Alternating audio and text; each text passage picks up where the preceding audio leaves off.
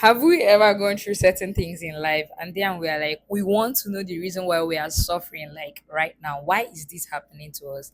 The fact that Job in the Bible was going through so much, yet he tried to hold on to the belief that all things work together for good to them that love God and to them that are called according to his purpose. Just like everyone else, Job had a hard time trying to understand what good could actually come out of his situation.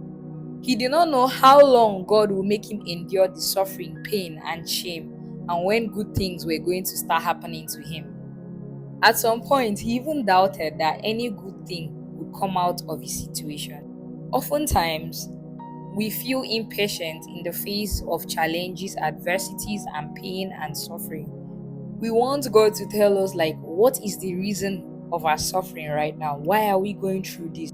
This often makes us grumble when we experience difficulties in life. The book of Job provides insight on why we cannot fully understand this mystery. We might not be able to know the reason for our trouble or the good things that will come out of it or that will result in it at the end.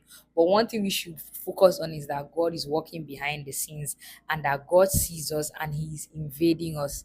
Sometimes it might be later in the future that you see what God was doing. So, this is when we bear the fruit of the Spirit, patience. Ask God to give you the patience, the staying power while you are going through this. And how can you get that staying power? Through focusing on God. The key is focusing on God, looking beyond your problems and your challenges. You know that God's thoughts are certainly not your thoughts, they are far greater than your thoughts. In fact, I want you to give thanks at midst of the storm. I want you to praise God in the storms, in the challenges, because wherever praise is given, multiplication takes place. To give thanks today in everything, give thanks.